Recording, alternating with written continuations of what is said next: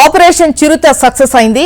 Shamshabad airport వద్ద తీవ్ర కలకలం రేపిన చిరుత ఎట్టకేలకు చిక్కింది.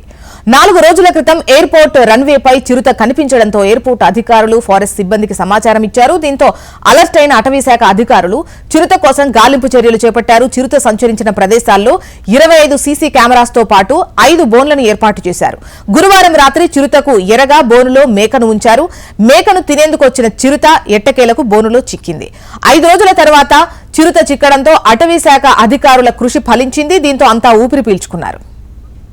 దీనికి సంబంధించిన వివరాలు అమర్ మనకు అందిస్తారు. అమర్, శంషాబాద్ ఎయిర్పోర్ట్ లో కలకలం రేపినటువంటి చిరుతపులి సంబంధించి ఇప్పటికే దాన్ని పట్టుకునేందుకు విశ్వ ప్రయత్నాలు అటవీ శాఖ అధికారులు చేశారని చెప్పుకోవచ్చు. ఇప్పటికే బోన్లోకి చిక్కినట్టే వెళ్లి కూడా చాలా సార్లు కూడా ఫారెస్ట్ అధికారులను ఇబ్బంది పెట్టిన ఘటనలు అయితే ఉన్నాయి. అయితే దానికోసం బోన్లతో పాటు ట్రాప్ కెమెరాలు ఏర్పాటు చేసినా కూడా గత 5 రోజుల నుంచి కూడా బోన్ వరకు వచ్చి ఆ చిరుత వెళ్లిపోయింది. దానికి వేరగా మేకను వేసినా కూడా పూర్తిగా బోన్ దగ్గరికి వచ్చి కూడా అక్కడి నుంచి వెళ్ళిపోయిన పరిస్థితి ఎదుర్కొంది. అయితే నిన్న రాత్రి దాదాపు 11 గంటల సమయాన ఆ చిరుత మేకను ఎరవేయగా చిరుత బోన్ లో చిక్కినటువంటి పరిస్థితి ఎదుర్కొంది. అయితే 5 రోజుల క్రితం కూడా రన్వే పైకి వచ్చిన చిరుత. దీంతో ఎయిర్పోర్ట్ అధికారులు ఫారెస్ట్ అధికారులకు సమాచారం అందించారు. అయితే ట్రాప్ కెమెరాలు ఏర్పాటు చేయగా 4 రోజుల క్రితం ట్రాప్ సీసీ కెమెరాల్లో చిరుతపులిగా ఫారెస్ట్ అధికారులు అయితే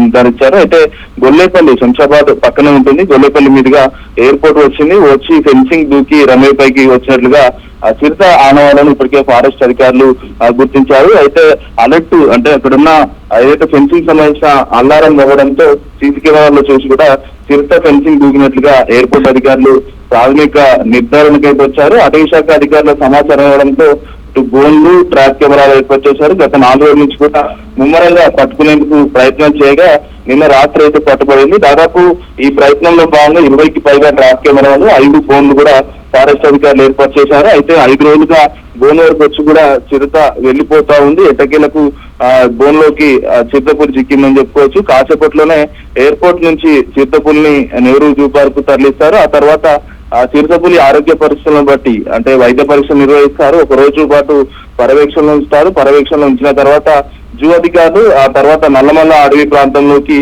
తీసుకెళ్లి వదిలేస్తామంటూ కూడా ఫారెస్ట్ అధికారులు అయితే చెప్తున్నారు. మొత్తంగా చూసుకుంటే 5 రోజుల పాటు చుక్కలు చూపించిన ఫారెస్ట్ అధికారులకు చిరుతపులి ప్రస్తుతం చిక్కడంతో కొంత ఊపిరి పీల్చుకున్నట్టయింది. మరోవైపు ఆ చుట్టుపక్కల శంషాబాద్ ఏరియాలో ఇప్పటికే భయాందోళన చెందుతున్నారు చిరుతపులి ఉందన్న నేపథ్యంలో.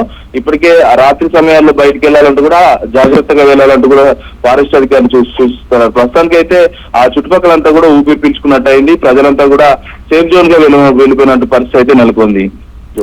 రైట్ అమరేందర్ రెడ్డి.